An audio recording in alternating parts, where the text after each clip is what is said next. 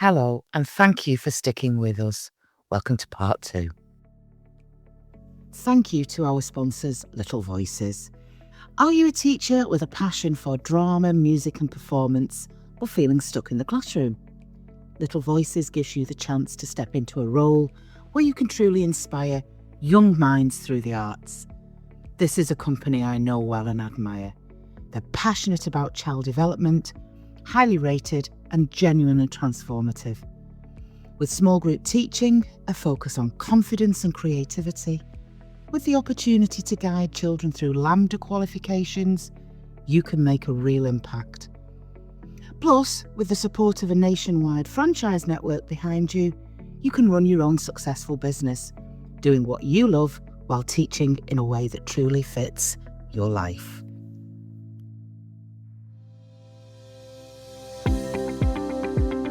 Hello, and welcome to the Pit Pony podcast with myself, Sharon Cawley, and me, Sarah Dunwood, in which we talk to teachers from all walks of life who exited the classroom from what they thought was a job for life and thrived on the other side of teaching. Coming up in this episode... I look back at all this stuff and I'm going, it's obvious, but at the time you just don't realise at all. So I literally grabbed my things. I went over to my office administrator who was in the office next door and I just said, I'm leaving. You said the word people skills. Remember that for later in my story. Oh, a breadcrumb. Fantastic. Exactly. Love it. Okay. So, anyway, obviously I was like, okay, and I'm a leader. I understand if I put him in my shoes, obviously I wouldn't have dealt with it necessarily in that way.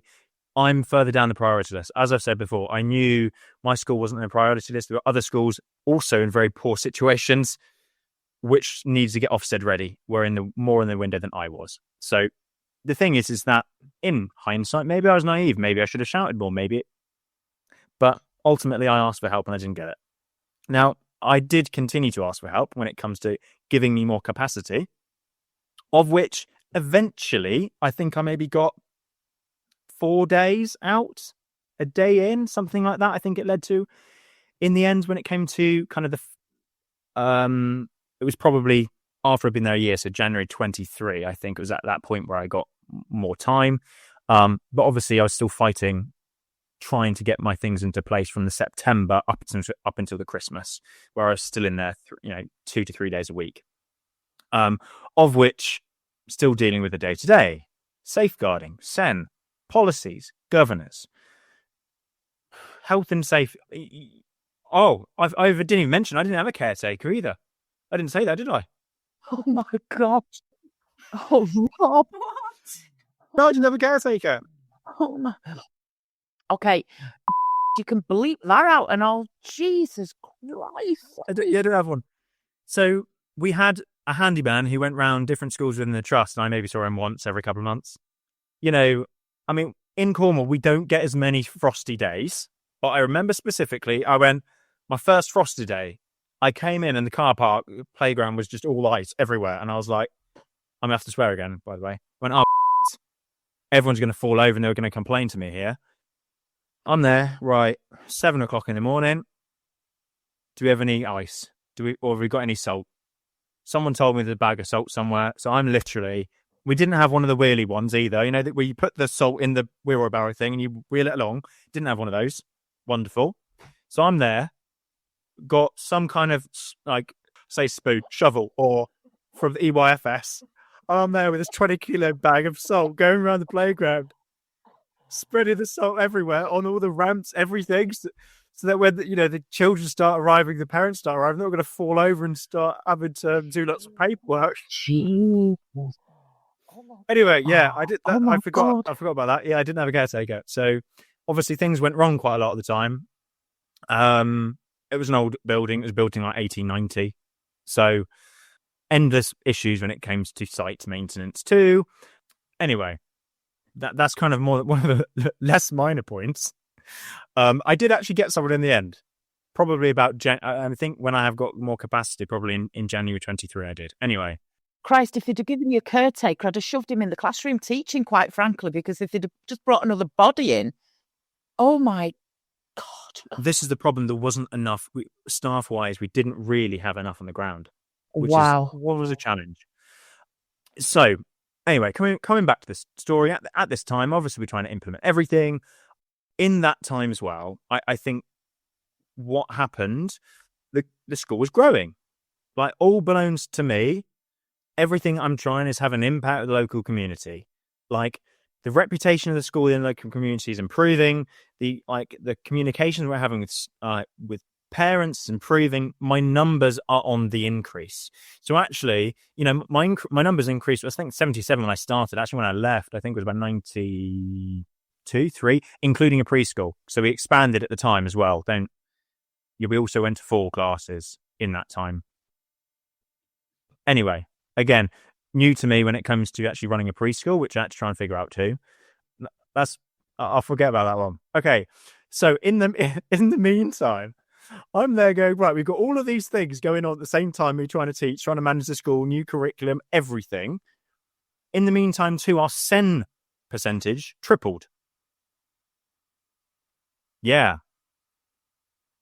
Now, one of the things I didn't want to speak about earlier was related to SEN. There's a reason why our SEN percentage tripled. People can read into that as they wish. So, unfortunately, my staff, who are wonderful, didn't really have the experience or the expertise to deal with these types of behaviours or challenging needs. Now, I did, because in my last school, my when I was head of school, we had 26% SEN. We were known as the mainstream SEN school. We had a reputation for it, so they all came to us. So I had quite extensive experience. So I worked very closely with my SEN coach at my previous school. And so we're going, right, okay, we've got to try and deal with this on top of everything else.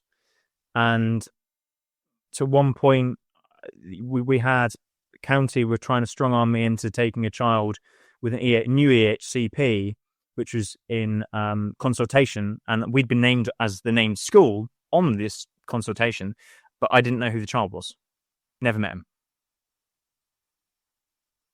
him.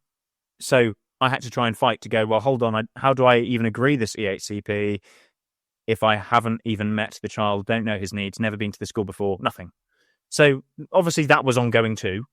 And eventually this particular child did come to the school, which obviously had its challenges too.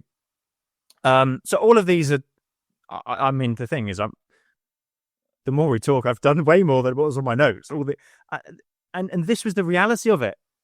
Every day, things like these were happening. Anyway, so long story short, unrealistic expectations when it comes to what we needed to do, what we need to try and achieve. And understandably, our SATs results in that first year weren't wonderful. And so that put the alarm bells. And that's when I said in September, actually, look at my data, look at where the school is. We need some support. And it didn't come. So, and it comes back to, at this point, I started, I think, to realize this isn't normal. This probably isn't okay. But you're so alone. And I know I saw Sarah nodding earlier. When it comes to being a leader in a small school, you're alone. You're completely isolated. When it comes to all this stuff, you've got to try and manage, think about, consider, think about your staff's well-being too. But I didn't think about my own at all. Out of interest, Rob, and I was going to ask you about this. When we've talked previously, am I right in thinking that if you did get a minute in a day, you would lock yourself in an office and box breathe? Yeah, that was a thing. It got to the point at times where I just needed a little bit of time. Now, yeah, I would lock myself in the room and just have a couple of minutes to do box breathing because I didn't know how to cope with things. And I'd read, because I like doing personal development reading, listening to podcasts, everything. I was like, meditation's good for stress. I'm going to meditate. Yeah. And I made sure of it that I would do it outside of work as well, but I knew that it was a good way in which I could control my stress, so I started doing it. Now, in hindsight, the only reason I was doing it is because it allowed me to continue doing what I was doing, which I probably shouldn't have been doing, but I did it anyway. It was literally like putting an oxygen mask on yourself to go back out for the afternoon. But in a sense, I think you were probably fending off a panic attack. You were going under, and to give yourself a treat, you went into an office and you were box breathing. Can you just explain what box breathing is in case of our listeners have got a vision of you in a box? Yeah, it's not literally putting a box on your head and breathing. So what you have to try and do, so it's a way in which you control your breathing. So imagine you have got a square, of which a square, they're all got the same length of sides. So say, for example, usually it's something like 6 seconds. So it's a 6-second breath. So breathe in for 6 seconds, you hold it for 6 seconds, breathe out for 6 seconds, and repeat. And that is the square, or the box breathing. That's what it's called. It works very well, I will say. Well, let's face it, you needed something at this point, because I know we've not even got to the end of the real kick in the teeth that happened to you. Take us through what I've just got this vision of you with this Play-Doh scoop that you've been de-icing the car park with, your box breathing in your office. And I know what's coming next, which is where it goes, oh my God. So you'd say the SATs results are not going great. I know we're in trouble. Please help us. Do they send the cavalry in? Only when they'd already planned to come and do my mocksted anyway. So I've been asking for help considerably long period of time. I've been giving a bit more capacity, and I've been telling them the situation when it came to school. So I did actually, before any of this, I went through, I haven't actually said all the issues that I found within that school. I sent them to the CEO. I had a document, and I went, I think someone needs to know what's happened here, and I sent it to her. Do I know that if anything ever happened to that? Nope. But I can sit there on my conscience and know that I knew this went on in the school and I didn't report it in some capacity. So that's what I did. And I don't know what anything happened to it. So anyway, moving on to my mocksted then. So as you could all imagine, I'm sure there's listeners out there who know what a mocksted is. So it's more or less a 2-day deep dive Ofsted visit.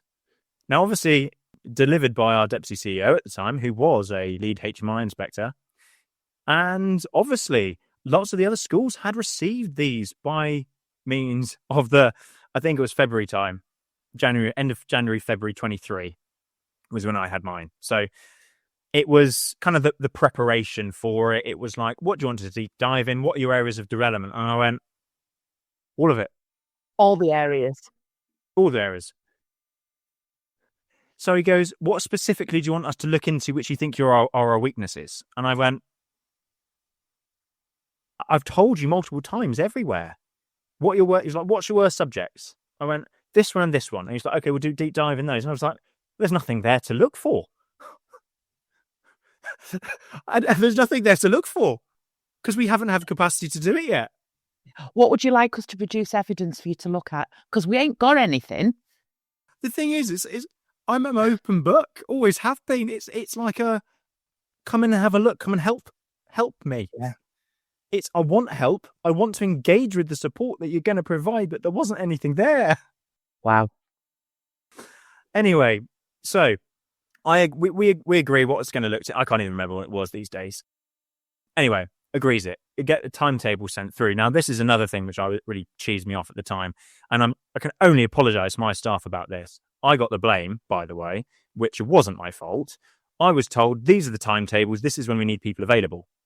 And I went, wonderful. Okay, thank you for that. I received that the day before, on a Sunday. The report, or I can't remember if it was a Sunday night or later Monday night, right?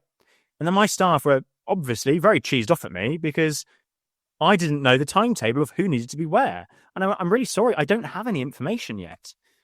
And then on the arrival, there was the audacity for me to be scolded for not telling my staff who needed to be when and where. And I went, hold on, you sent it to me late last night. I'm not going to email it to them at 9:00 at night. Anyway, that's an aside. So anyway. It started really well. Anyway, so obviously the mocksted comes and it's not good, which I was well aware of. I'd already told them that since I'd joined the school. And what I did is I want some celebration. I want to go where we were to where we are now. So I had clear outline of what we'd achieved in the time I'd been in the school. Everything. And we'd done loads. I haven't mentioned it. There was so much improvement in this school when I started compared to when they came in. Did they look at a single thing that I wanted to show them? No. No recognition of anything I had done up to that point. And I'd given blood, sweat and tears to that school. And he didn't even want to look at it or appreciate it or take that into any consideration for this mocksted. So, obviously, I'll skirt over the mocksted. I start getting the feedback and it is slating.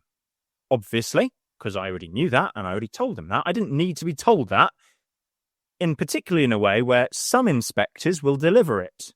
So I'm sure if either of you have been in an experience feedback from Ofsted, some can be really polite and actually be genuinely supportive. Yep.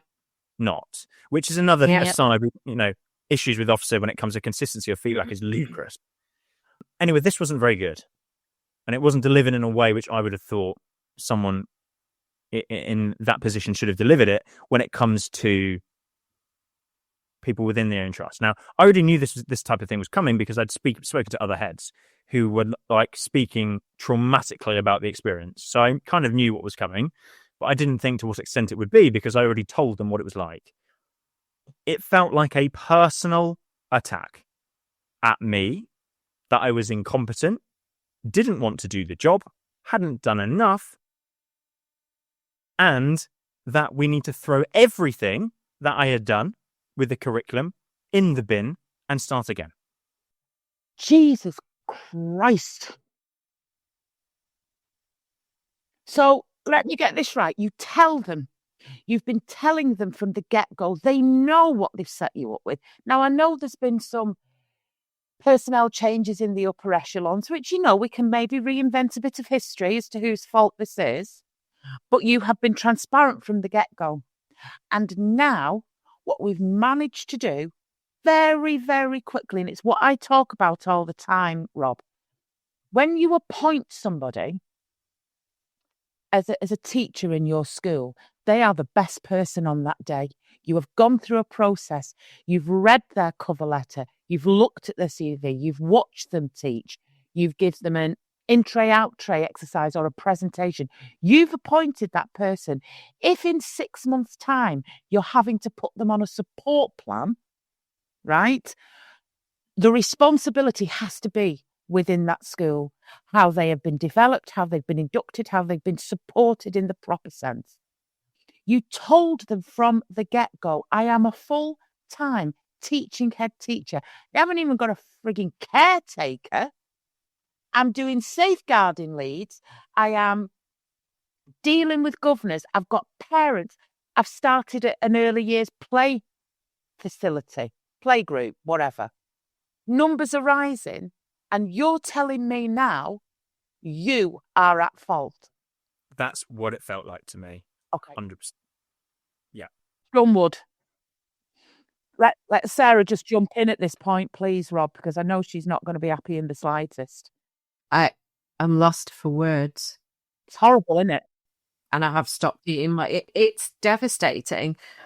You and I both know that we've talked to countless people where this has happened, and there's different levels of personal experience with this as well. And when you know that something is factually and categorically not true, doesn't matter that you know it's factually and categorically not true, and that actually you've got a little bit of an evidence trail as well. I've told you I've shared this with you. I've done this. I've brought this to your attention. It still hurts. And I described to Sharon very, very early on when Sharon and I first met that I felt like that what happened to me, now it just feels like a bit of an itchy healed scar. But at the time, it felt like an open axe wound in my back that just would not close. And how is it then possible to work, to do a job, to do your job, to lead your teams when you've got that wound? It's just not possible. Well, here's the irony. It's not been done by Ofsted. No. It's been done by an internal inspection where you're all supposed to be on the same side. But this is the problem. I'm going to soapbox for 5 minutes, if that's all right, Rob. This is the problem with this whole mocksted culture. I've talked frequently about the problems with Ofsted. Currently, obviously, at the moment, they're talking about these new report cards, and I think the bomb drop this week was let's shorten the summer holidays. That's been thrown into the mix this week, and there's so much wrong with Ofsted, but I think what's worse is that internal culture of mocksteds. I think that's abhorrent, because actually the weaponization. It is weaponization. Absolutely do self-evaluation. Absolutely go and be aware of what's happening in your school and evaluate it critically and identify but then work with people. And for me, and I absolutely am going to generalize, but based on experience, when I have experienced this, it has been power trip behavior. It's been controlling behavior, and it is not done with the genuine intent for school improvement. It's been done to punish individuals. This isn't good enough. This isn't right. Your books aren't marked. It's nonsense. It's utter nonsense. And I'll say this now. And if I get publicly vilified, so be it. There are already people offering consultancy and advisory services for the new framework that has not yet had the training done on it for the Ofsted inspectors. This is the culture that schools are working in. It's wrong. And here endeth the lesson. Wow, thanks, pal. But you're right. It's the internal weaponization of book looks, drop-ins, this kind of thing. It's what Ofsted wants. It's what Ofsted wants. And actually, we've said for years, no, it isn't. And if Ofsted did more of the myth busters that they used to do, that were really writ large within schools, and teachers were able to stand up. But yours is a very special set of circumstances. You wanted this. On the first day in September, you said, come in. But what seemed to get lost in translation was, please come in. Don't call it Mocksted. Just come in. Christ alive, come and see me school. Because I bet they weren't battering down your door to come and look again. And then to turn around and blame you. And this is the arrogance that bugs me. Because all the time I'm sat listening to this, I'm thinking, well, if Rob puts his bag on his shoulder and goes, I'm gone, they're going to have to at least find 5 other people to replace what you were doing in a day. You're brilliant. I've come on to this as well. I do appreciate this is stretching out quite a long time, but you keep predicting the future here, Sharon, is priceless. Not my first rodeo. I can tell. Okay, so now the breadcrumb I dropped earlier when it came to interpersonal skills. Now, in a written report, a formal written report that came out from this inspector, no, deputy CEO, it said, and I quote, in brackets, poor interpersonal skills, close brackets, while referring to me. in a professional report. Sarah has an irony bucket that she carries around with her. It's pinging off the charts. That's probably the most important skill in my new job. Wowzers.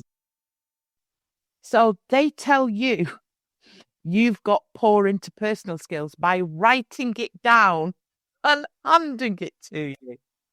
What were they doing? Modelling poor interpersonal skills for you, just in case you weren't quite close? But honestly, that whole experience, I've genuinely, in my whole career, I've never been spoken to like that. Did it break you, Rob? Did it break you? Did you just go, this is it? At the time, I mean, bubbling away, I was going, this is not normal. This is not okay. It was that day I knew I would be leaving. That was the day I knew I was leaving. After I was spoken like that, when I got no appreciation for all the bloody hard work I'd put into that school, nothing. I was like, I am not working here in this kind of ethos when it comes to this academy trust. This is not the right place to me. I am leaving. And that was what gave me, the light at the end of the tunnel, because it was awfully dark at that time. And I went, I'm going to carry on and keep blundering on, even after this report, because I'd made the decision that I was going to leave. It's amazing, because once you make that decision to leave something toxic, it makes it bearable staying in it, because you know it is temporary. But at this point, let's take a step back. You have relocated. You are building a life and a career in Cornwall. And we've got friends in Cornwall. It's a little country in and of itself, Cornwall, isn't it? So you've relocated. You've got your wife, who must be worried sick at this point, wondering what on earth. And I asked you at one point, I said, what were your friends thinking at this point? What was your wife thinking? And they were signalling to you that this isn't right. This isn't normal, kind of thing. So it's really interesting. People making the decision just to exit something can make all the difference. Now, you made that decision. Can I ask, did you go off with work-related stress? Did you carry on through? What were your next steps? So I carried on working in that environment for another 6 weeks or so. So I kept ploughing along. I took the feedback on and went, right, let's try and do it. The other things he kind of spoke, he asked why I was depressed in that feedback as well at one point. Yes, of course. I wasn't before, but I bloody am now. I've read your report, Ed. Yeah, I know. Anyway, so I kind of kept ploughing along. Now, like I spoke about before, at this point, I've not mentioned how I was feeling really at all. Because it wasn't, as a teacher, it's not about you. It's about the kids. And for me, my staff. I was concerned for them, for the children. I didn't think about myself. And I know a lot of people will kind of understand when I say, my wife didn't understand. She was like, why are you still doing that, Rob? It's complete bullshit. What they've said, what they're making you do, the amount of work you're doing, is seriously impacting you. I couldn't see it. I just couldn't see it at all. So I kept working. Obviously, because that's what any teacher does. Because I didn't want to be one of those people who goes off with work-related stress. Because that's failing, isn't it? I mean, that's potentially a sign of weakness or a lack of resilience. But from the minute you walk through the door, anybody who's listened to this story has gone, good God, how did you stick it for that length of time? But you're absolutely right. We tell ourselves these stories. We guilt trip ourselves. The world will spin off its axis if I don't turn up. These children's lives. And I don't know why we do it. I don't know whether teachers by definition are empaths, extreme empaths. But you've got the person who loves you more than anything in the world saying, get out. And you're saying, no, I can't. But if I asked you this question, if she was going through that, and if she was being treated like that, you'd have gone up the pole with anger, but you didn't value yourself at that point. This is about self-worth. It's got to be about self-worth. My wife said that she wanted to phone my CEO and shout at them down the phone at one point, I believe. I remember her saying that. She was like, you just need to stop. Christ, I've only met you twice, but that person who delivered the mocksted, I'd have had him by the short and curlies. I'd have separated him from his breath based on just what he did to you. Oh, dear. Anyway, so we're going to continue. I'll try. Jenny, I'll try and finish this off soon. I know it's taken ages. So if anyone's still listening, congratulations. Okay, so I keep going for 6 weeks because that's what teachers do. And I went, I'm fine. I'm still going, just in complete and utter denial. Looking back on it, that's all it was, just denial. I didn't accept that I wasn't well.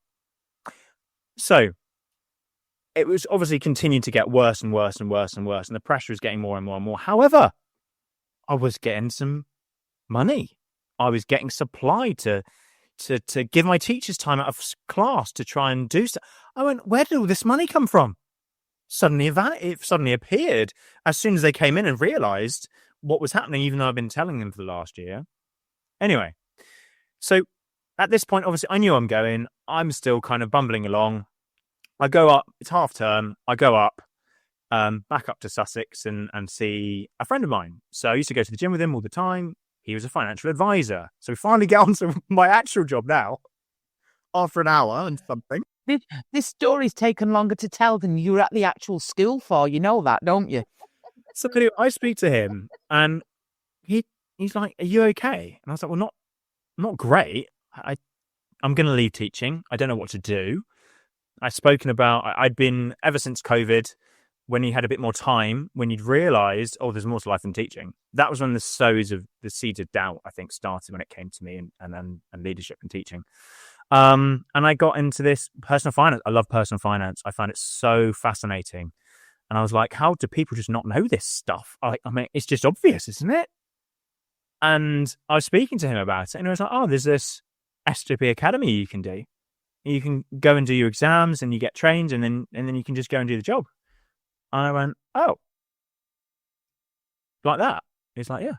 So I remember I called, I typed in online or whatever it was, and I was driving back from Sussex. And we stopped at a service station. I remember this specifically because it's one of those moments where you go, this is my get out.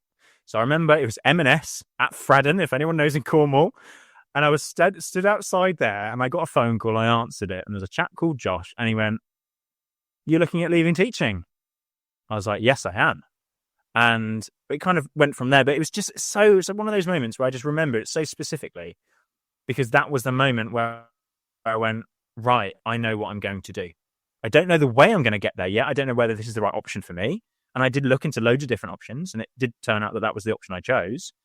But that was my get out. So anyway, I remember going back to work, plodding along as you do. I was emailing going, I'm overwhelmed. I literally sent an email to, I can't remember if it was the TA or one of the other head teachers who was meant to be helping me, of which, other heads have got their own problems when it comes to their own schools and staff and stuff. I remember having a Zoom call with her, like just crying my eyes out because I was like, I don't know what to do. I'm completely overwhelmed, really struggling. And the pressure just kept building. So it then all got to a point where I'm doing my box breathing because I read that helps stress. Because I was one of these people who usually could control their stress, is how I assumed I was good at it. And I was, up until the point where it all fell apart. Where I hit my breaking point, where I just didn't know what to do anymore or how to cope with everything that was going on. And I remember it specifically. I actually had to speak to my wife about putting that particular moment together, because you remember snippets, but you don't remember exactly what happened. It was like, it's genuinely trauma, because some of the bits I can remember, some I just couldn't remember. So I was sat in my office, just crying my eyes out, hyperventilating. I was having a panic attack in hindsight. Never knew what it was. Didn't know what I could do. I couldn't breathe particularly well. And it was all triggered from an email that I received. I don't know what the email said, but it was an email, and then it just started this off. I called my wife and I went, I don't know what to do. And obviously she'd already been telling me that I needed to leave and get out. And she went, promise me you're going to call your doctor. She was like, whatever you do not do anything until you call your doctor right now. She's incredible. So just a shout out to her. If she ever listens to this, she probably won't, because she probably knows the story too well. No, I think she will, Rob, and I think she'll be very proud. Brief interlude, dear listener. Couple of questions. Are you a tutor or even a pit pony considering tutoring? And do you fancy getting in the room with myself and Sarah Dunwood learning about the wonderful world of tuition? Then why not join us at the National Tutors Conference hosted by Connexus Tuition on the 29th of July 2025. It's at Chesford Grange, Kenilworth. The links to the tickets are in the show notes below, and we will both see you on the other side. No, I think she will, Rob, and I think she'll be very proud, to be honest, of what you've done so far. So, did you phone your doctor? I did. Thank God. When I say I do something, I do it, and that's what leaders should do. But, listen to the previous story when it comes to what they should do, what they say they would do. So I called my doctor. When I called, I remember specifically they asked for a reason. The receptionist, they asked for a reason, why are you calling? And I went silent. I literally didn't know what to say, and I just burst out crying again on the phone. And she went, are you in crisis? I went, yes, I am. I don't know what to do. And then she said, sorry. It's okay, Rob. It's really tough to listen to. It must be equally difficult to tell this story.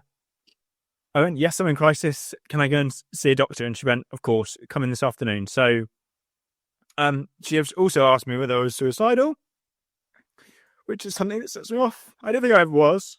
I wasn't, but it still makes you realise at the point when someone asks you that question. Yeah, that's not a normal question, is it? Yeah. So at the point I'd call my doctor, it was that question which really, that kind of hit home. And that's the bit that set me off when I was in the office. When I remembered, I didn't even remember that she asked me that question. And she did, and that was the bit that really set me off. And then, So then what I did, I went, right, I need to leave. I'm still hyperventilating at this point. I'd always been career driven. I'd always done everything, absolutely everything in my job. And I just remembered I had to leave site. So can I just stop you for a minute? There? You were asked if you were depressed 6 weeks prior to that crisis phone call. Because if I'd come into your school and I had written down as an inspector in your school, are you depressed? I would have had a duty of care and a safeguarding point of view to go, we have got a head teacher here, and I'm using the word depression. And that was actually leveraged and weaponized against you. Are you depressed? And then it hung in the air. And 6 weeks later, you are having one of the worst phone calls of your life. And a random doctor's receptionist is showing more compassion, more bloody nous than the deputy CEO of your organisation. And when I was listening to that, shame on them, because they had a duty of care to you. And if it wasn't for your wife, and if it wasn't for that doctor's receptionist who had you, and they were realising you were cracking under pressure because they even wrote it and asked you, were you depressed? That's not right. That's not right. In hindsight, I look back at all this stuff and I'm going, it's obvious. But at the time, you just don't realise at all. So I literally grabbed my things. I went over to my office administrator who was in the office next door. And I just said, I'm leaving. And I just left. I didn't say goodbye to anyone. I just literally walked straight out. I then remember sitting in the car, trying to turn it on, still mid-panic attack, because I'd never done anything like this before in my life, going, what do I even do? But I was like, I cannot stay here. So I literally drove like 2 minutes down the road and pulled over because I couldn't drive, because there was no state to drive at the time. And I just needed some time to compose myself a bit, because otherwise I knew what my wife would say if I told her when I got home what state I was driving at the time. And so I got home, and my wife and I, she took me straight to the doctor, went in, I couldn't really explain anything. I couldn't really speak about what I was going through. I just a complete mess. So I signed off immediately for a month with my doctor straight away. And I know there's different policies and procedures when it comes to contacting people with related stress, of which the trust did follow what they were meant to do, which I have to be grateful, because I've seen, so many posts on the group where it's just shocking what they're doing when it comes to contact when they shouldn't be. And they asked, "Do you want to be contacted?" I went, "No, nobody speak to me. I don't want to speak to anyone from the trust whatsoever." I agreed that she could email me once a week, and she did. That was it. So to her credit, she did what I'd asked her to do for the first month. The second month, I said I think it was after I was off for 8 weeks. Eight school weeks, but it was over holidays, so it was slightly longer. And so as the trust, we're lucky we had kind of therapy options, and the doctor did at the time tell me to get therapy, because he was like, "Don't do it through NHS if you've got an option, because you're going to be waiting forever." So, but again, being a bloke, and I often talk about it. I'm actually quite open, so it makes things a bit easier. But for some, if there's any blokes listening, just say how you're feeling, and don't be afraid to go and have therapy, because I think it was the best thing I did. And I was really lucky that obviously I didn't have to pay for it. It was included. I think I had about 5 or 6 sessions in the end, once a week. But obviously I was really broken. But I'm a driven individual. I needed purpose when I was off. So literally the day after I went off, I went, right, I need to pass these 2 exams before I can become a financial advisor. And I started studying literally the day after I left. So the day after I left, I was like, I'm leaving teaching. I'm not doing this anymore. I'm going to start studying for my new career immediately. And that's what gave me purpose when I was off. I know a lot of people do struggle when they're off about what to do, and the judgment of, I still went to the gym. I went for walks. Because the doctor told me to do that.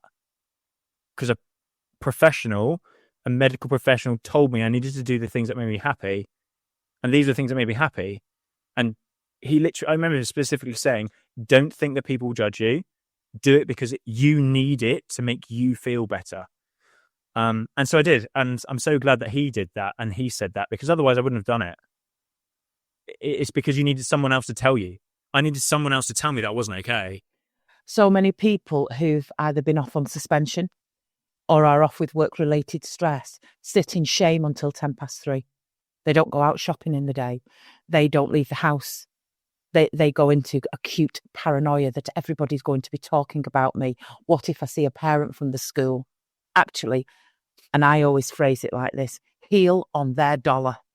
Heal while you are being paid by them to be off, because work-related stress has been caused by work. And it's an industrial injury. Correct.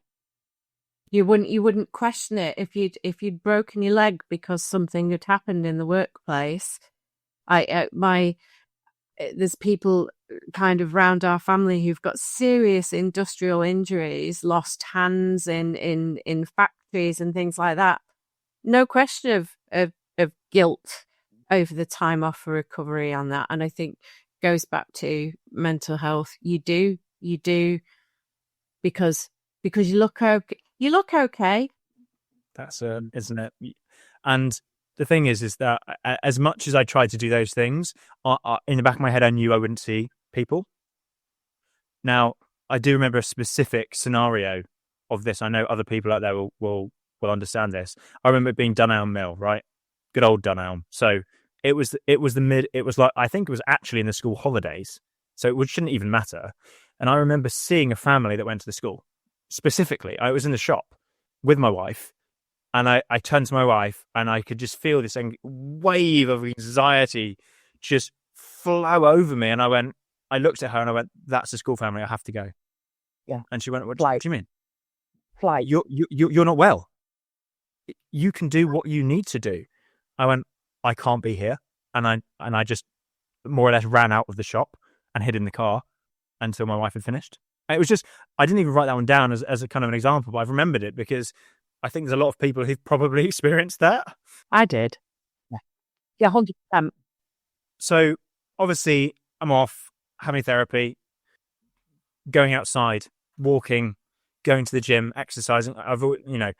Healthy lifestyle is something that's really important to me. And through my teaching career, when I wasn't going to the gym regularly, usually it's 4 times a week for me. When I'm really stressed, I don't go to the gym. I didn't know that. My wife could tell. You haven't been to the gym this week, Rob? Oh, no, I haven't. It's just like too much stuff on. I didn't realise. Wife did. She picks up on these things. So obviously at the moment, I'm off work. I didn't want any contact. And to their credit, they didn't. They did exactly as I asked, which I have to be grateful for because I know that some have not had that experience. I didn't have any contact with the staff at the school. Nobody texted me. And I think some of the teachers did, but I didn't respond. I don't know whether or not they got told that they could or not. I don't quite know what happened. So I'm there studying and I'm going, right, okay, what's my options? So I'm studying for my exams. And as part of this academy process, they try and match you up with a partner practice. So that's it's kind of like a franchise of SJP. So they're not employed by SJP. They just choose to use their products and services. And I went to a couple of different ones in the local area to try and match to see if I was a good fit for them. And I did tell my team that I'm now work with that because when I was writing this, I had to tell them. And I went into the office. I've never felt so welcomed by a team before when I came in. I spoke with Dean, who runs the practice. I spoke with him. I met all the admin team, everyone. And obviously I was off work at this point, of which you do have that slight anxiety when it comes to what are people going to think when I'm off work trying to find another job. I never mentioned it. I have now. I spoke to them about it, but don't feel any kind of embarrassment with that kind of thing. It's not embarrassment. It's not embarrassment what you're going through. It's shame. You were sat in a pool of shame and failure. Embarrassment sits above shame. That's the real emotion that I have to get out of Dunhelm. I cannot tell this team. People who have gone into teaching and are off with work-related stress sit in just this self-flagellation, perpetuation of shame about being off. And it's what I said after you told your story. Shame on them. They are your employers. But we can only come to that in hindsight. Whilst it's happening at the time, it's the most natural response with what you're going through. So you're welcomed. You go into this office. You like it. You're treated like a human being. You're starting to feel valued. It's feeling, now this is what normal feels like, but I should imagine it feels abnormal. It felt so strange. Dean was genuinely so excited at the thought of me joining his team. Genuinely. And I could tell at the time. And he was speaking about all these incredible skills that I have, being a teacher, being a leader, running the school, all of those types of things. And, there's a lot of skills in the job that I do now, which you can't teach, although they're difficult ones to teach, which is being a good active listener, being empathetic, having good personal skills. They're essential part of the job, which you just can't teach. You have them or you don't. You could teach, you could learn them, but they're going to take an extremely, extremely long time. The technical knowledge at the time, I didn't know that, but he saw me as a person and he went, he's got the skills to do this job really, really well. And he knew that within 10 minutes, 15 minutes. Do you need any interpersonal skills? Because I believe you've not got them. Yeah. Did they let you in, Ethan? Okay. Check in. Oh, and also, do you need Do you need the skills to be able to do 5 people's job in one day? I know. I didn't mention this, did I? Go on. So I went off. Okay, I found out. I went off. They got a supply teacher in full time to teach my class. They then had a head from another school coming 3 days a week. We then had another, when that head wasn't there was another head that came in for the other 2 days a week. So they more or less had to bring in an additional 3 people. And I'm betting they did not have the self-awareness to go, oh, maybe this has been part of the problem.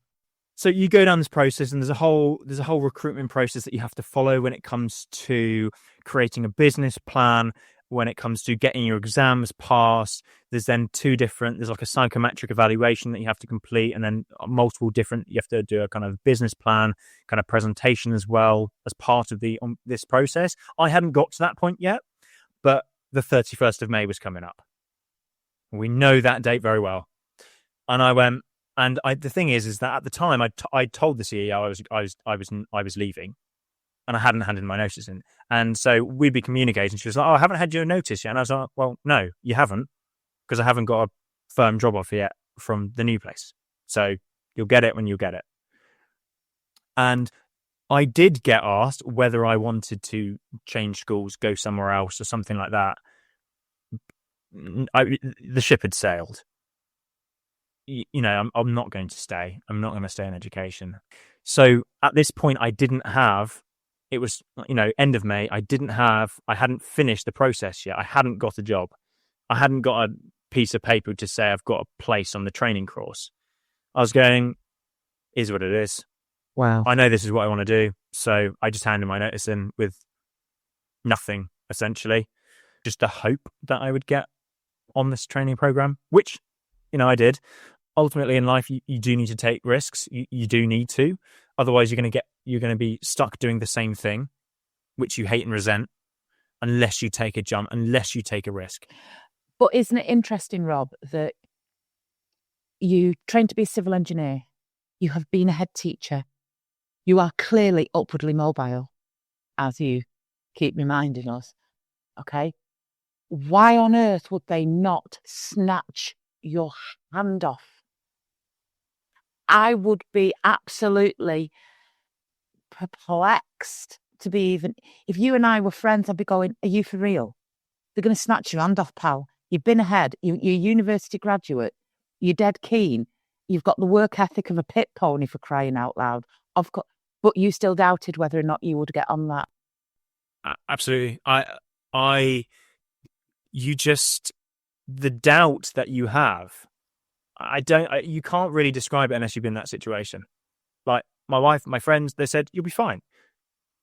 You're going to be brilliant, whatever you decide to do. But that's like part of the trauma, is that self-value, that you didn't feel you were good enough for anything because you'd failed at this one thing. And so I handed in my notice without anything to go to. Long story short, I did get a place on the course, as you probably knew that was going to happen, but I didn't think that would happen. Obviously it's completely different, leaving a very safe, permanent head teacher contract to being self-employed now, when it comes to having nothing, no guaranteed income, nothing like that. And I was like, I have to leave. I was one of the lucky ones. We were in a financial position where we knew, because of my personal finance interests, I'd taken an interest in it, that I knew I was going to be okay for a good couple of years if the income wasn't great. And thankfully, I was in a position to do so. But I know that many others get stuck when it comes to teaching and kind of income, that kind of thing. And that was one of the true pieces of information at the core of the original Pit Pony video. Work out your bottom line, cut your cloth accordingly, and bring in multiple income streams. It was basic, old-fashioned 1950s housekeeping, common sense, how our grandparents would have done things when times were tough. I can't begin to imagine how different your life is now. But I would also like to say, and I do often feel this when I'm talking to pit ponies, but I really do think you've been a loss to the profession. I really do. I really do, more than a lot of people I've talked to. And I absolutely agree with them. The thing is, I'm saying this now, almost 2 years since this happened. I'm a massive loss. I was a great teacher, and I was a brilliant leader, and I'd like to think I was a good head teacher. Mm-hmm. We'll never know, Cal, because you never had that position. You didn't get that job. You didn't have the opportunity, and the job you took was not a head teacher's job. I'm sorry, it was just some random load of nonsense. But I can only begin to imagine how fresher your life feels now, how much normal and valued, and your eyes have just opened wide. Your days must be amazing. So just try and capture for us a little bit about the difference, because I bet you're not box breathing in an office anymore, are you? No, I'm certainly not. Certainly not box breathing in office anymore. I think that the biggest thing is freedom. Others have spoken about this, but it genuinely feels like freedom. Yeah. Particularly the episode with the lady who is in the prison room. When it comes to that escape, it does genuinely feel like an escape. And freedom when it comes to things. I was giving up things which I didn't even realize I wanted to do in life. Like all these holidays that I've not been able to do because I've been teaching, because you can't afford it, or you can't find the time off, or your partner can't do it with you. Now we can. Can't even go for your haircut in the middle of the week. You know what I mean? You've got to wait for it to be packed time. Yeah. So I think what I want to ask you now, and it's an interesting one, because I do want to talk about your sliding doors moment, Rob, and I'm going to be really fascinated to hear, with everything that you've gone through, what has happened since you've left teaching that you know for a fact wouldn't have happened if you'd have stayed in the classroom. It's a weird one, because I think there's a specific moment or specific moments where I go, you're reflective and you go, this is brilliant. So for me, I think it's the clearest moment is when I'm out walking my dog, April. She's a Springer Spaniel. She's completely lunatic. But you're out in the Cornish countryside when it's the sun shining. I don't often think about this when it's raining, which it has been recently. But, you're out on a lunchtime. You're out in the fresh air, in nature, surrounded by, you're hearing birds. It's just brilliant. And I look around and I'm going, I could have never have done this while I was still teaching. When I think back to that, particularly since we had our initial chat, is I think about it. I'm going, I'm just walking around in nature with my dog during lunchtime. I would never have done this. In comparison to me sitting in an office, box breathing, trying to get through the day to day. You're absolutely right. It's the difference between gasping for air, isn't it? Gasping for air in an office because you're in a panic attack, or being out in the fresh air and breathing. Wow. Well,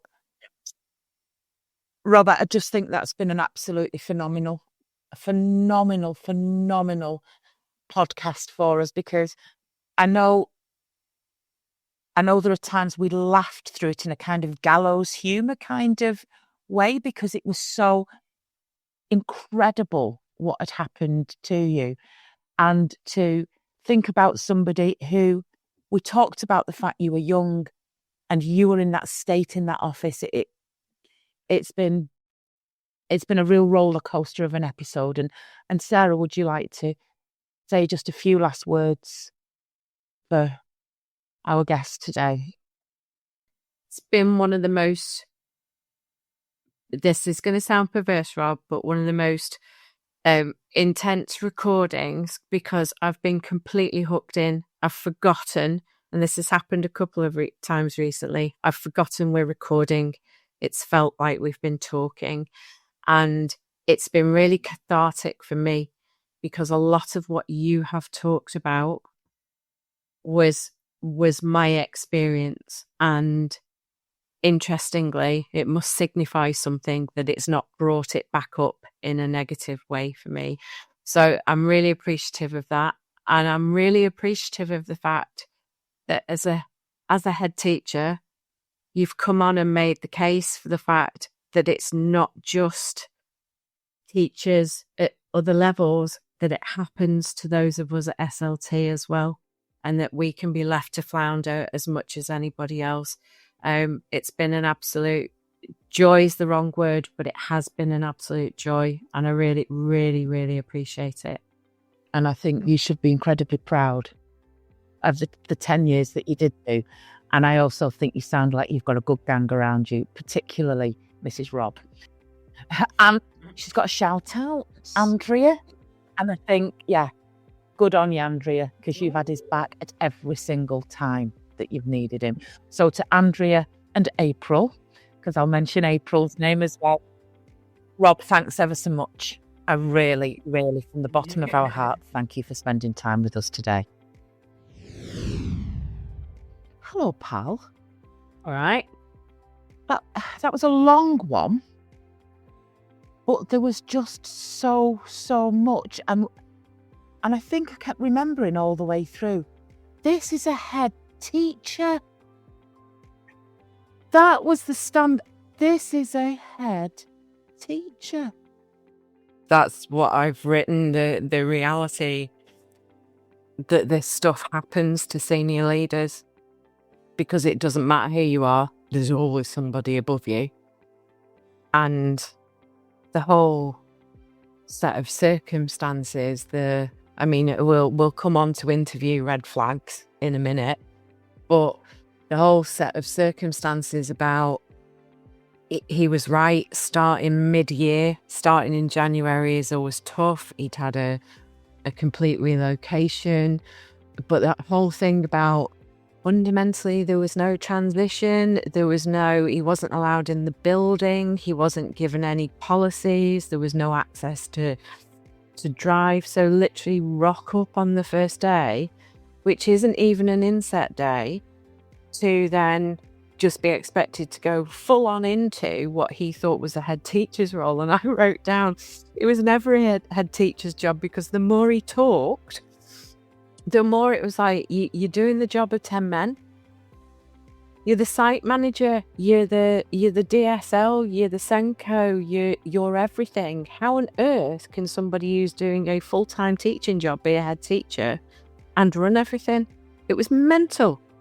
The whole thing was set up for him to fail. You only have to step outside.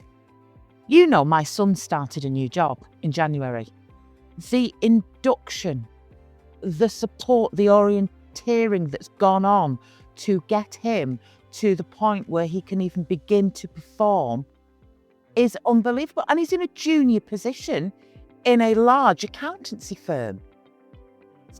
This was somebody. I was thinking about this interview process that we have as teachers, and this mess and this pickle that we get ourselves into, having to make decisions on the day. It totally sits outside of the way interviews are done outside of teaching.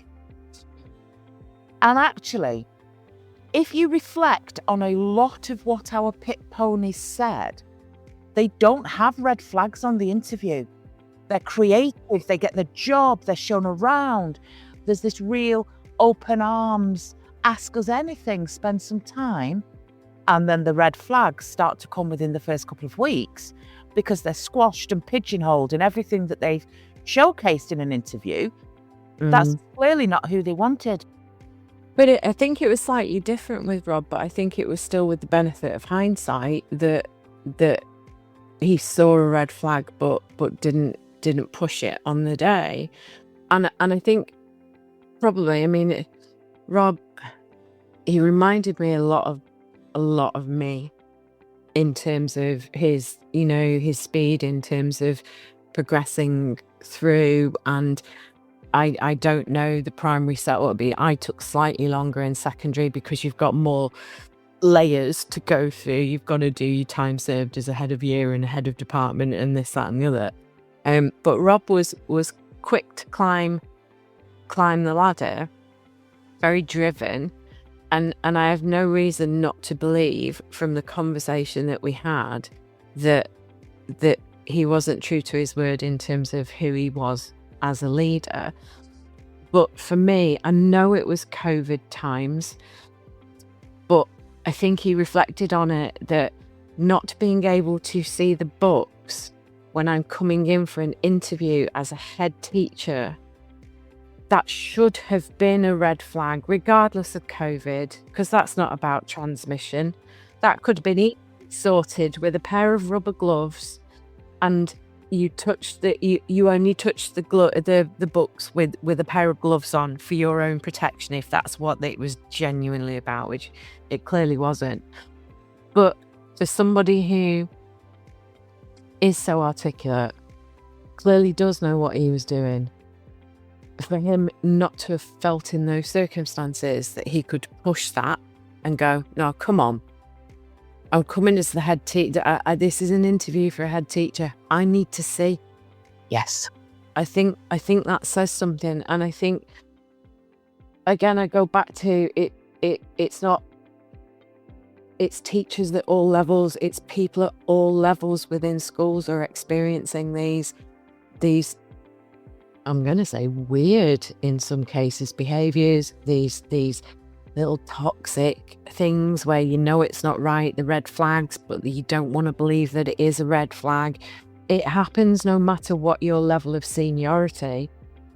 And sometimes it doesn't even happen with somebody above you to you. It might be coming from all directions, but I think for him, the more I listened to him, I didn't write notes, and you know me, I write notes, but I got pulled straight in, and it was kind of at every step, or what, you telling me something else happened, and something else happened, and something else happened. And I think where I'd also go to is the utter nonsense of mocksteds, and I know I had a bit of a soapbox moment during the record. But that culture of blame it's like victim shaming. He was a drowning man. He realised he was a drowning man very early on. He'd been put into the pool with no armbands, not able to swim. And then, despite waving and asking for help, frequently, when it came to it, that deputy CEO pretty much came along, put a foot on his head, pushed him underwater and went, and that's your fault. Yeah. I know. It's victim shame, victim blaming, isn't it? It was just... It's classic internal behaviour for when you haven't acted on red flags. You and I always say red flags do not turn into green flags. But what happens is we have this gut instinct. A red flag takes place in your gut, in your intuition, in your inner shooter. And that's the voice we push down really, really quickly. Sometimes because we don't want to believe it, we want this too much to be right. Now, a red flag should come followed by a boundary. Actually, you're not showing me those books for whatever reason. At that point, I don't think I'm the candidate for you. And if that boundary is then met, well, in that case, if it's a deal breaker, we will show you the books. You've gone in on the front foot. You've gone in on the front foot. Actually, no, I'm not requesting that you see me as the mocksted first. No, you need to, before you even set foot in my school, support me. But when you've lost your footing really, really early doors, you don't know when you can go back in and reassert yourself. Do you know what it reminds me of? There's a woman in our reception at Rutherford House. She's introduced herself to me. I don't know her name. It's not gone in. And I'm in a world of pain now because every time I see her, she goes, "Hiya, Sharon, you're all right." And for the love of God, I can't now say, "I don't know your name," because I've allowed myself to spiral down into a mess of my own making. if the second time she'd have called me Sharon and I'd have gone, I'm really sorry, can you remind me of you? We almost have to take an element of responsibility. Because sitting here on these podcasts and pointing fingers, at some point, we've talked about this in the class with unions. You are the union. We've talked about this with teachers about nobody listened to me. Sooner or later, you've got to take responsibility for your own empowerment. And unfortunately, the only way I'm seeing recently that people empower themselves is they go off with work-related stress. I can't do this anymore. I need to remove myself. Well, one of the messages that I think is important is at some point, you've got to find your voice from within. This is not okay. I am now whistleblowing. I am going above the head of that deputy CEO. But it's so hard when you have created the situation with a lack of boundaries. You're now painted into a house, a livelihood that relies upon it. You know it's wrong, but the best solution is when you start to fight back yourself. And I am going to use a but. I know I try not to use that word with you, but I'm going to, because when you are, my favourite analogy, the boiled frog, and you come to the point of realisation that it is too much, or that something's really not right, or that it's been going on for so long, and it's very difficult to step yourself back into, because what you do at that point is if you start stepping yourself back and go, well, I should have put a boundary in, I should have said no, I should have done this, then you are blaming yourself for a set of circumstances that sit around you that are they're not initially of your making. You might have, for a variety of reasons, gone with it because I would say, and it's acutely personal for me at the moment because it's coming up on an anniversary for me. I did see it come over a very short period of time, but I did see it come in. I did have a conversation with my husband about it. Did know what the ultimate end point was going to be. But I could not do anything about it because the train was running. It was it. There was nothing I could have done. Yeah. So I agree with you to a degree that yes, we can individually put our boundaries in. And I've got some very great friends who I'm still friends with, who I worked with, who were real boundary setters. No, I'm not doing that. No, I'm not taking 60 books home tonight. I've been here from 7 o'clock. I'm leaving at 5. No, I'm not. And actually, in reality, what's the worst that can happen? You get talked about behind a closed door. He's a troublemaker, or she's a difficult one, or whatever. But reality, what's going to happen? But the fear of what's going to happen makes it very difficult to put the boundaries in, particularly if you're in an environment where virtually everybody else is a people pleaser and does toe the line, privately whinges about it, but toes the line publicly. You then become the lone voice and your head is above the parapet and you make yourself a target. All very cliched, but it's the reality. And I think you go back to what you invoked, the unions.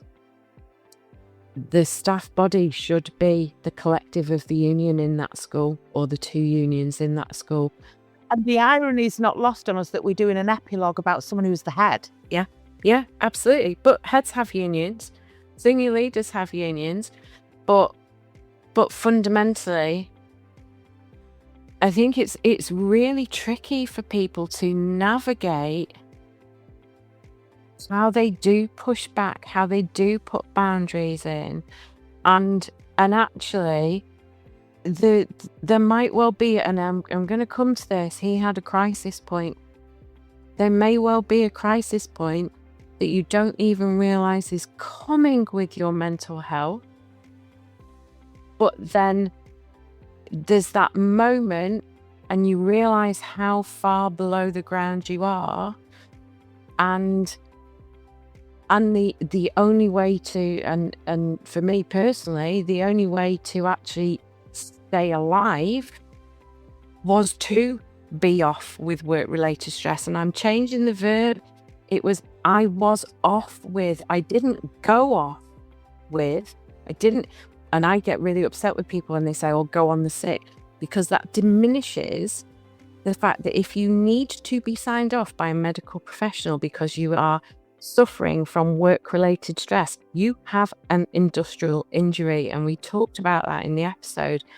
If you were injured physically, there would be no guilt attached to it. You would be off sick because you were injured. I think when we sit in the realms of mental health, and I know it because I've been there, it might be the life-saving moment. And I think for Rob, when we were talking, he really choked up at the point where he talked about the doctor's receptionist and her asking him if he was in crisis and then asking if he was suicidal. And actually, even when he was relating back, he was like, I don't think I was. And to not know where your mind was at is indicative. Not be able to give a straight no. No, I wasn't. If you can't give a no to that question. In my experience, what I've found is when people get themselves in Rob's position, and there are hundreds and hundreds of thousands of teachers in that position, this is what I've found does happen. Some of them have a bad experience at a school. They go back into another school. It happens again, and they realise it's the organisation. There's no hope. They come out, and then they start to heal. Yes. And when they're in a completely fresh environment, like the civil service, you only have to listen to Amy's episode and other people who put in their carer's passport and then they went, I was embarrassed about how little I asked for. The empowerment very often comes with your next bite of the cherry. Actually, do this to me once, shame on me. Shame on you. Do it to me twice. Shame on me. Shame on me.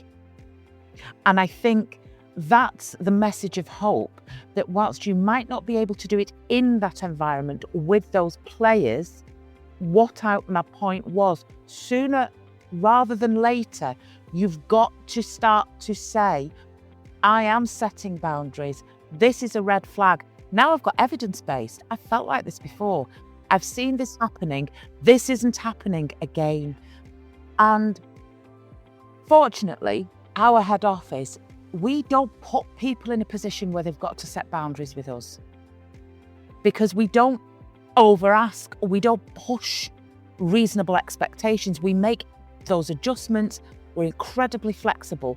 So we don't put our team in a position where they have to push back and put boundaries in. But if you are in that position for the second bite of the cherry, then you've got to draw upon your experience. Yeah, you've got to recognise you've got to recognise that there is something familiar about the scenario, and go, okay, well, I didn't do anything about it. I couldn't do anything about it last time. Or I'm buggered if it's going to happen again. But this time I can. Yes. And actually, there's certain things you can do. So first and foremost, everything rises and falls with your contract. There are some people out there who don't even know where the contract is. What are the policies? Because one of the best ways you can set a boundary within the workplace is quote back to them their words. Well, this sits against your working from home policy, or this actually goes against what you've given me. So you're not going in just asking with your opinion, you are citing their documentation. And the second thing is, start to capture it really early on. Yeah. Start to document when things aren't feeling the way they are. And that's where you can take that responsibility for what's happening. Because I think once you find your voice, and once you have pushed back, and once you found that with respect, no, and not fallen into Uriah Heep and you're having to explain why you're not doing this. No, I'm unable to do that tonight. I'm sorry. bang. And once you see the world doesn't spin off its axis, and actually they see you in a different light, yes, it might be a troublemaker. Yes, you're putting your head above the parapet, but they're also going to think twice about how they come at you. And I think, and Rob's spent time with Jamie. My son is doing some financial advice for him. And he is a man now who has the right parameters in place for his work, for his life, for the profession he's stepped into. And it hasn't been a battle. He's working within a really, really healthy work environment. He's loving and enjoying it. It's still such a sad loss to the profession. But if Rob had have gone straight back in again to another job as a teacher, even if he just stepped back a couple of steps down and gone classroom teacher or going as a deputy in a large school or whatever, had he not have learned from that experience, we would be on wash, rinse, repeat, and that happens. People we talk to who are on the third school of this happening, at some point, there has to be, you either vote with your feet, because you're never going to win because it's just not within you, or you do change your attitude, your persona, your guilt, all of those chimps that are going off in your head whenever this happens. Because ultimately, people will only treat you how you allow them to treat you. Yeah. And it's tough, and it's particularly tough if we go back to some episodes, particularly when bullying comes into play. It is incredibly difficult to put a boundary in when you go tongue-tied, your throat dries and your knees lock in front of that very person. But there are ways to do it. There are ways it can be done with different forms of communication. But the bottom line of it is, you don't go to work to be treated like that. You have not gone through university and paid student loans off. You're not the professional that is going to say that's okay because it's the way it is. Everybody feels like that because you will be coming out. Just going to there are ways. I've spoken with a group member in the last 6 months who has had a phone call, a work-related stress check-in phone call, head teachers following policy, all the rest of it. And on that phone call, the person has told them the things that are underpinning it. And when the record has come back as to what was discussed, certain critical elements that the teacher had shared as being at the root of the problem were not even acknowledged in the email. So I gave them an instruction, which is write back, thank them for their summary, and reiterate in writing that you also discussed with me X, Y, Z. Please can you update your record? I said, because then what happens is there is an email where you have pushed back. They either then have to come back and go, oh, I don't recall that. Oh, I'll tell you what I'd be doing now, mate. If I was off with work-related stress, I wouldn't take a phone call. I would insist on a Zoom call. And at the end of that Zoom call, there is an AI tool that summarises the whole meeting. It captures exactly what was said, next steps, actions that have been agreed on, and it's done within 30 seconds of you pressing leave room. So if I was doing anything now, I would be leaning in to that form of technology. If you want to have a welfare call with me, I might keep my camera off. I might not want to see, but there are ways in which we can push back. No, actually, I'm not summarising it with an email. We can record this call and it can be written up as minuted notes that's not impacting anybody's workflow. And do you know what? If you've got a problem with doing that, why? And I'm a firm believer, actually, in two things: recording and doing it via Zoom. Doing it via Zoom, recording it, and actually both parties have a copy of the recording. Both parties have a copy of the recording. And yes, there is an AI summary with Zoom, and other platforms are available in order not to There has to be some care taken with that, because you do need to go and check it, because it's not necessary. It doesn't do a verbatim thing, so you do have to go and check it.